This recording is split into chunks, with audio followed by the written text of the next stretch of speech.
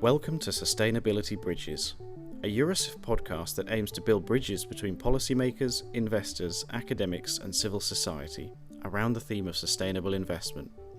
Eurosif, the European Sustainable Investment Forum, is the leading pan-European association promoting sustainable finance and investment at the European level.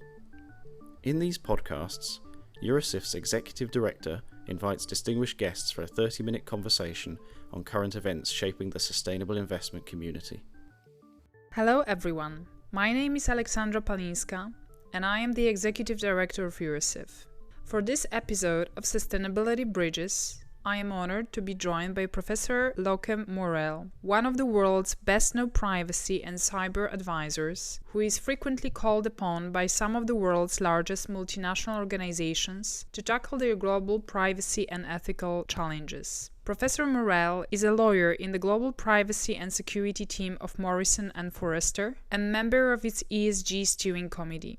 She is also Professor of Global Technology and Law at Tilburg University, a member of the Dutch Cybersecurity Council, and a member of the Monitoring Committee of the Dutch Corporate Governance Code. Professor Moerel is also the leading global expert on binding corporate rules and authored a textbook which is considered the best publication on this topic. Together, we are going to discuss the importance and benefits of collecting and disclosing corporate data on diversity, equity and inclusion, so-called DEI, and how to carry this out in compliance with GDPR. We will also talk about how to overcome the challenges associated with collecting and disclosing such information. Dear Professor Moerel, thank you for joining us today. My pleasure. To start with, could you please tell us about your background in privacy law and your work with multinational organizations in relation to corporate disclosure? Yes, of course. Maybe an old example and a more recent example on diversity disclosures. My first experience with corporate disclosures relates already a long time back, 2005, I think. Together with 5 large multinationals, I worked with European data protection authorities to develop a new system to facilitate data transfers within global multinational groups of companies. For that, the companies would adopt a global privacy policy that was called binding corporate rules, and that would ensure an adequate level of protection of personal data within the global group. We would create a kind of safe haven for the data. And that system was clearly based on the accountability principle, and the data protection authorities agreed to this form of self-regulation, but wanted the companies to implement internal and external audits, annual updating to the DPAs, mandatory reporting to the boards. And that was really the first time that I thought about how to choose the topics for reporting, both internally and externally, based on the principle, you get what you expect. I then wrote my PhD on this form of self-regulation, and I studied all the literature on accountability, and it became very clear to me that true accountability of also the boards require that you publish your results, so you're also accountable to the public. That requirement was initially included in the General Data Protection Regulation as we have it now, the GDPR, but that requirement was dropped in the final version. I think that is a big mistake. Sunlight is really the best of disinfectants. Anyway, a more relevant example and recent is that I worked on an update of the Dutch Corporate Governance Code as a member of the Monitoring Committee. And I'm happy to report that the Dutch updated code now includes a requirement for Dutch listed companies to have a company-wide diversity, equity and inclusion policy, as well as mandatory reporting, public reporting on targets and results. So this is a bit of an overview of what I've been doing. Great, thank you. Could you please tell us what are the advantages of collecting and disclosing diversity, equity, and inclusion data for the reporting companies and investors? Can that contribute to promoting more equal treatment and inclusive corporate cultures? Yeah, a resounding yes. Maybe a personal story here. In 2000, I was a partner at Linklaters, London. and I was also on their diversity committee. And we tried to convince management, it's early days of diversity issues for women and minority to get to the partnership. We tried to convince them with reporting of incidents, sharing personal experience, but it was just hard to make it stick. And at the time, I headed up the global ICT practice, and I assisted Linklaters with implementing their global SAP software.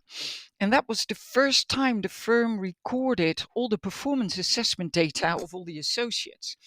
And, when we did that for a few years, the analytics showed that men and women scored on average the same for the first 3-4 years when they joined the firm. But in the fifth year, the assessment criteria changed because they were assessed, associates were assessed for leadership, for criteria for leadership.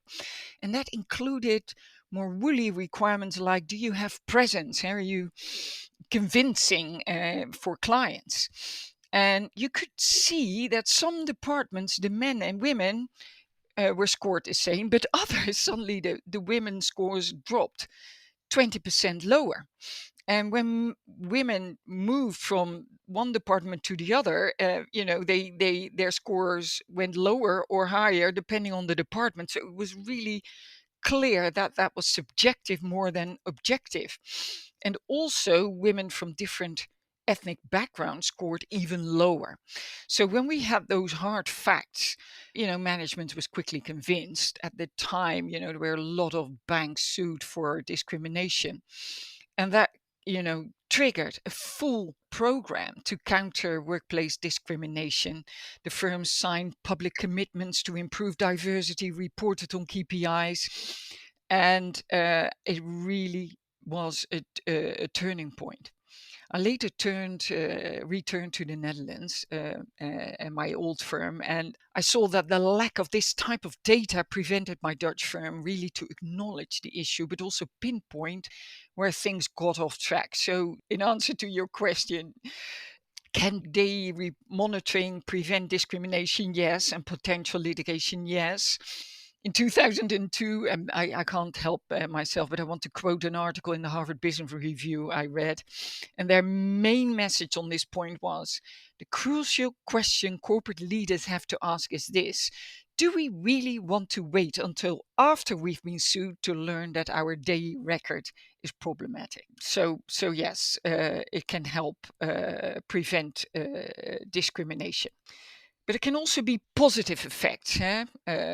Companies can also derive monetary gains in terms of lower staff fluctuations, better image, improved financial results. And I think the answer is yes. Once you get it right, it is actually a competitive advantage. For instance, my current law firm, Morrison Foerster, is really a diversity champion. It has one of the best diversity records, not only on gender, but also cultural diversity. And, anecdotal, but, this last week I assisted one of our summer associates, and I said, why are you, she's from Harvard, and I said, why did you join MoFo? And she said, well, one of my professors at Harvard said, look, you're from a diverse ethnic background, and go to MoFo, as they will give you the best chance of success in your career. So, but you're not there if you can hire diverse people. It is really not easy to get it right. You need to continuously monitor and evaluate your daily efforts, because I've seen many efforts that seem, a good idea, but actually are meaningless or even counterproductive. There's quite some research around that.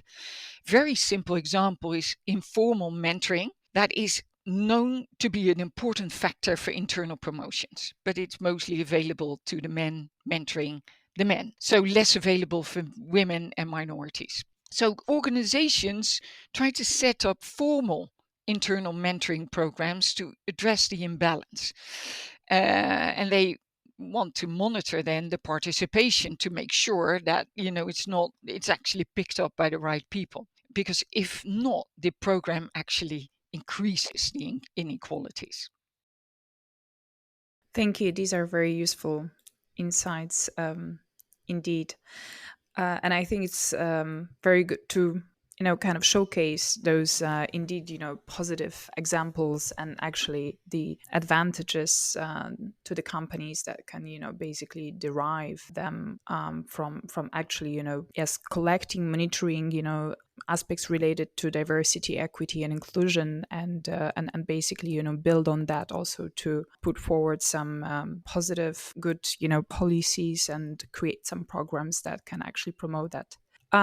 I understand there are many companies that have adopted so-called DEI, so diversity, equity, and inclusion policies to promote indeed the diversity, equity, and inclusion in the organizations. However, I hear that some of these companies may be hesitant to monitor actually such data in the EU in view of actually the, well, still relatively recent EU General Data Protection Regulation, and this kind of a, seemingly persistent myth that it may prohibit collecting information on, for instance, ethnic background of the corporate workforce.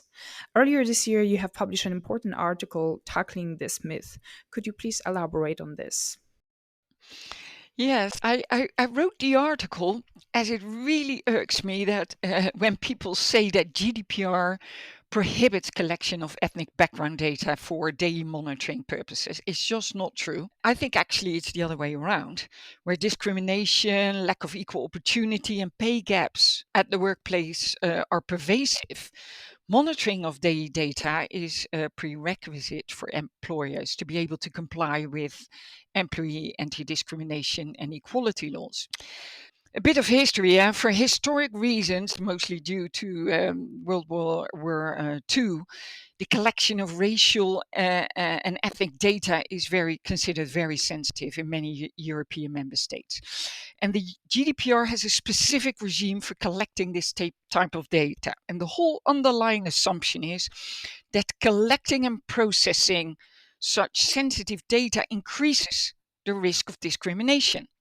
But here it is actually, again, the other way around. Now, racial and background data are visible, as a matter of fact, to recruiters and managers.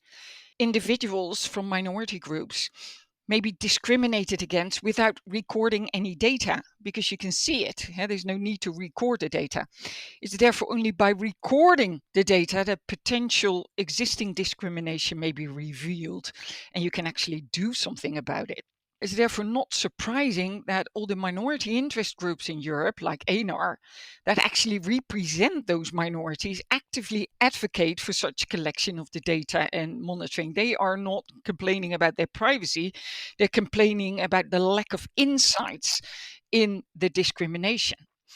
If there are any concerns of these groups, it is about the fact that they often do not feel represented in the categories of the data companies and governments collect.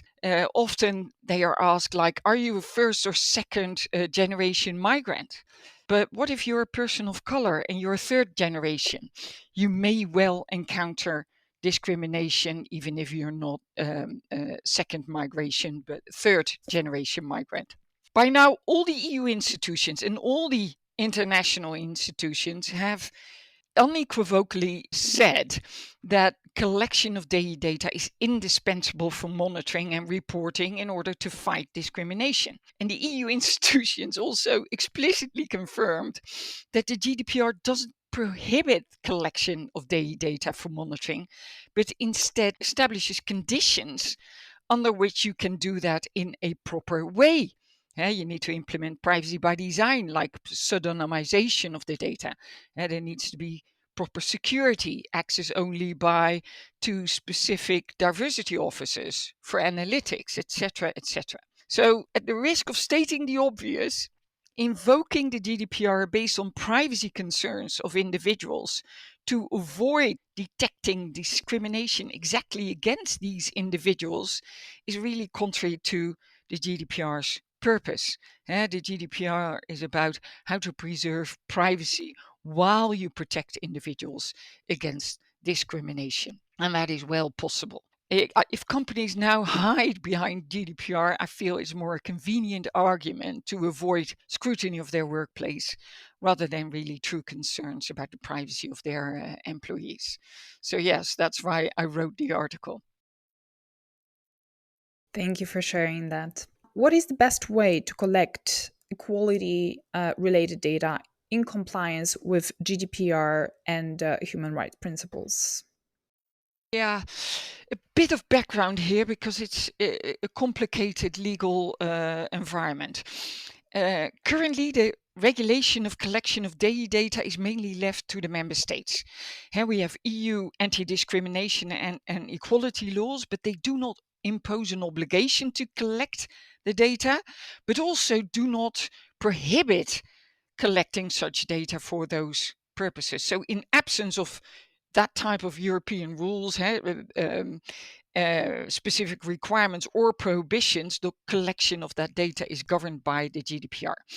And the GDPR provides for discretionary powers for the member states to introduce in their local laws a legal basis for collecting that data for monitoring purposes. But in practice, most member states didn't do that. They didn't use that opportunity, with some exceptions. But as a consequence, collection and processing of data is currently taking place on a voluntary basis where employees are asked to fill out surveys based on self-identification. And that is fully in line with the GDPR, which allows organizations to process that data based on the explicit consent of the individuals concerned. And it is also in line with human rights principles, which require that the data collection process should be based on self-identification, participation, and data protection. So if you, as a company, want to collect that data, you need to do it based on a voluntary basis, which implies the explicit consent. And for consent of employees to be valid, the participation should be truly voluntary. They should have a free choice to do it or not to do it. If it is required to give your ethnic background to participate in all types of positive action initiatives, it is refusing has a detriment effect. Consent is not valid. So to ensure it is freely given consent, the voluntary nature should be twofold. First, employees should be able to complete the survey or not, completely voluntary, but also the survey itself should include possibilities like that they respond with an equivalent of "I choose not to answer." Further, the responses of the survey should not be visible to the employer on an individual basis, like completed or not, or etc. That is what we also call a privacy by design measure. Then, proper self-identification means that you as an employer do not set the categories. You can have a drop-down menu with suggested categories, but there also should be an option for free responses, but also to allow for more identifying multiple identities. And participation means that the setting of the categories should be a bottom-up process where the employees and the works councils have a say in how data is collected and how it is monitored. For example, in setting the categories to ensure that minority employees actually recognize themselves in the categories. And that may well vary per country. Well, data protection principles are really the ones like data security, data minimization, privacy by design, making sure that the data is immediately pseudonymized and the data is only available to a limited number of diversity employees to generate statistics only.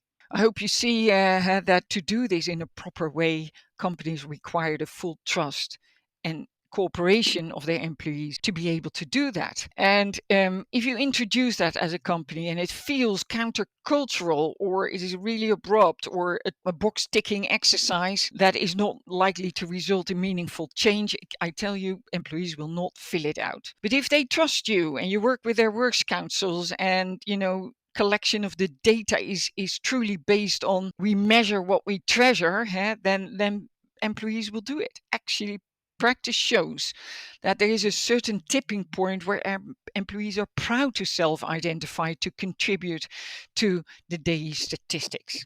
So it's quite a process, but if you get it right, they will do it. Great. Thank you so much. Very insightful.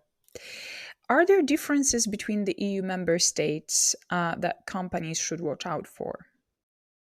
Yes, yes, there are. The more south in Europe, the more resistant the culture is to monitor ethnic diversity, even though it is allowed based on self-identity and in compliance with GDPR. It's just against their culture. So you need to do more work. But most difficult is France. French law actually doesn't recognize that people can be categorized based on their race or ethnicity, and there's an actual prohibition to process race and ethnicity data, and that is confirmed and reaffirmed by the French Constitutional Court. It seems noble, huh? We don't recognize, race. Everybody is the same, but it's also very unhelpful. I always say unawareness doesn't equal fairness, and that is also recognized by the Data Protection Authority of France, where they, allowed in a big project, they said, okay, maybe you cannot process race, but you are allowed to ask questions that are not directly about what is your race, but more objective criteria relating to what is your geographical or cultural origin.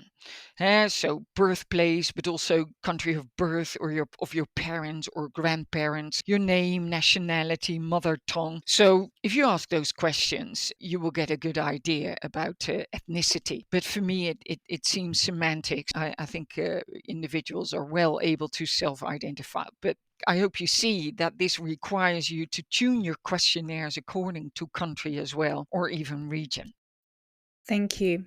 Can you explain whether and what implications the GDPR requirements may have for the corporate sustainability related disclosures, for instance, under the Corporate Sustainability Reporting Directive? Yes, GDPR always applies, regardless what the CSRD says, for instance. So when it comes into force, the GDPR requirements apply. So for me, not much changes how you collect that data and report on it. And once the CSRD has been implemented in all the national laws of the member states, maybe collecting data will be required for the mandatory ESG disclosures. And then it will be permitted, is already permitted under GDPR. But don't forget, companies do not have this data yet, so they will have to go to their employees to ask. And once you have to ask, it should be on a voluntary basis, self-identification. So for me, the process I just described, how you do it, will not change. Great, thank you. Now, speaking a little bit more about corporate sustainability reporting, both at EU and global level. So, well, as there are initiatives both indeed at EU and global level. So, at the global level, there are standards developed by ISB, which at least, for now, have been focused more on climate related aspects, but they are also looking into whether in the future develop standards on human capital and other social matters. In the meantime, well, in Europe, we have the Corporate Sustainability Reporting Directive, which is to be reinforced by the European Sustainability Reporting Standards, for which the first set is currently being finalized, and actually with the application of these rules already kicking in January next year, at least for the largest companies. So what are your thoughts about diversity-related disclosures within the European Sustainability Reporting Standards? I mean, looking at how things have evolved, I mean, for now, okay, we haven't seen the final delegated act yet, as it will be published, we understand, on 28th of July. However, based on the latest final draft delegated act, we understand that in terms of diversity related disclosures, what will be included is some basic requirements like to report on policies implemented against discrimination and gender diversity on boards. However, actually, in the earlier EFRAG draft proposals from April last year, well, there have been actually more requirements. For instance, also looking at the ethnicity, race, etc. I mean, do you think it's a missed opportunity that actually these standards do not go further on this? Yeah. Well, I reviewed the draft delegated act as it stands now, and I understand that it won't change much before it's published at the end of July, but we will have to see, obviously. But I see that the Commission, as compared to the EFRAG version, changed around the requirements, put them in a different place. But if I look at them, they are still, materially the same, in the sense that you need to report on all your different policies, but also how you progress on them. And if you want to report on that, you need to collect data in the first place, because otherwise you wouldn't be able to report on your targets for equality in the workplace. So in that sense, I'm okay. Could it be better? Yes, of course. But, it will require quite some substantive reporting. But the big difference with the compared to the EFRAG system is that the European Commission made all the disclosure requirements subject to a materiality assessment. In other words, if a company doesn't consider the relevant topic a material risk to the companies, they don't have to comply with the reporting requirements. And companies also do not have to provide a reasoning why they think they do not consider the reporting topic material. Under the draft EFRAG standards, it was completely the other way around. The assumption was that all the topics were material, and the company had to provide a reasoning why it wasn't material. And that will, I hope you see that is a major difference. And the Commission now takes a bit of an all or nothing approach, which I find very unhelpful. You would expect at least everybody to have to report on certain basic requirements, like do you have DE policies or not? If a company in a sensitive area doesn't have any DE policies, by now that is a red flag, and that is relevant to investors and society at large. So another issue is, for me, there's no guidance how the materiality assessment should look like that companies are for the diversity disclosure requirements. And here you can argue two ways. You can say, well, discrimination is all research. Discrimination is pervasive in the workplace, everywhere. A lot of companies, most companies, have all types of DE policies to address that. So is the conclusion then it is a material topic for all companies? Or can companies say, look, I have many DE policies, I have a proper program, so I manage the risk, and therefore it is not material to me? I don't know where this will end up, but I think this whole materiality assessment, where you do not have to report on why you think it is not material to you, is, for me, it will become a black box, which undermines the whole system. But I'm curious how you think about that. Well, I think these are very good points and observations. As Eurosif, we're of course also kind of concerned, especially about the fact that, according to EFRAG proposals for the first set of European sustainability reporting standards, there was also a certain number of indicators that were supposed to be considered as always material, hence mandatory, even if the biggest, I would say, amount of disclosures were subject to materiality assessment anyway. But the always material ones included, for instance, also SFDR related indicators, but also climate benchmarks and Pillar 3. So basically, in line with various other sustainable finance requirements, but indeed, also across the different range, and which at the end of the day we thought would be also helpful to an extent actually to the reporting companies, because as you mentioned, I think materiality assessment is not really always straightforward or obvious, and even in the context of financial reporting, I think it has never been really clarified or defined. And at the end of the day, now also with sustainability reporting and the double materiality principle, this is something quite new.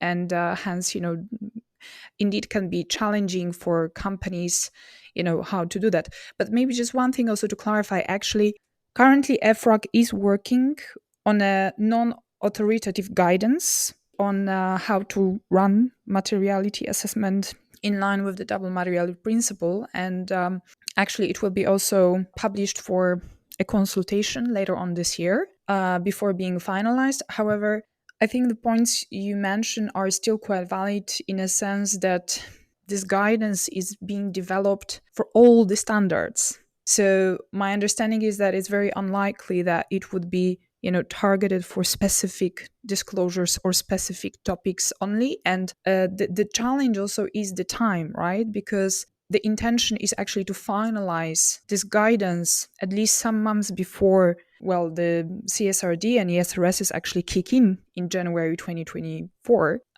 So this is also kind of a challenge, to develop something within fairly short amount of time, but something that can be informative enough for the companies.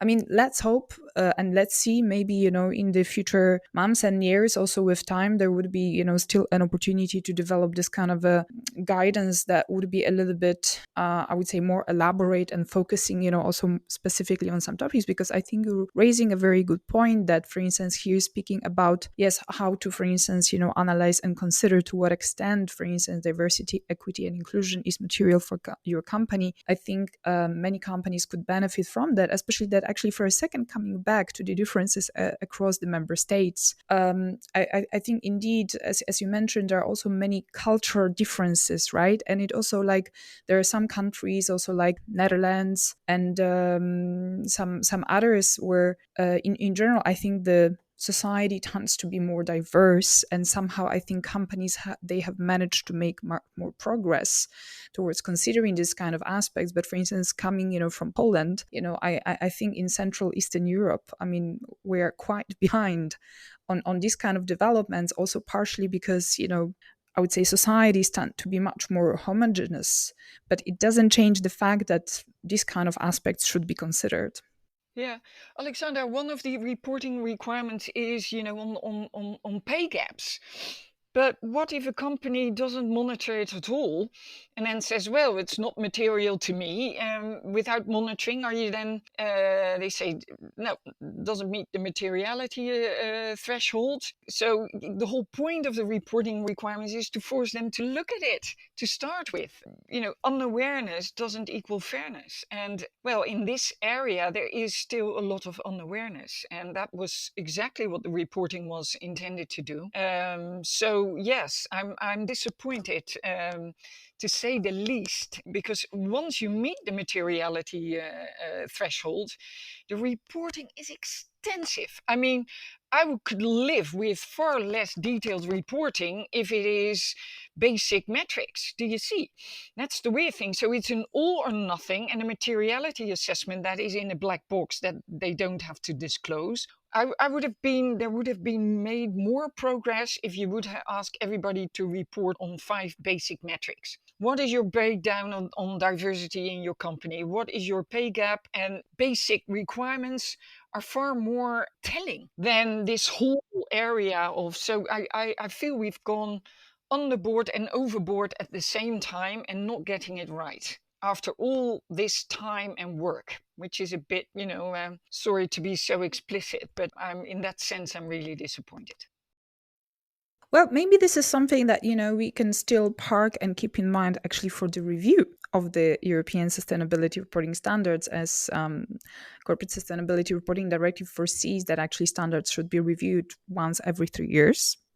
So maybe this is indeed, something to kind of keep in mind for that. And in the meantime, I guess, the best we can do is indeed try to develop the best possible guidance with regards to materiality assessment. And, everybody will have an opportunity to contribute to that during the public consultation, even if I understand it might be quite short. And at the same time, I guess we can also just, kind of place our hope also in auditors and assurance providers, whose role it will be also to help companies and, verify whether actually they have done the materiality assessment right, whether they have disclosed whatever they needed to disclose. So I guess, that's the best we can do for now. And I would say from the investors' side, also, I think investors will keep playing a very important role, right?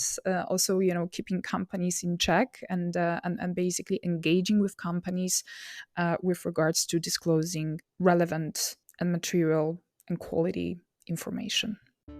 Well, thank you very much, Professor Moerel, for joining us today and for this very insightful conversation and for your time. Okay, my pleasure. Bye-bye.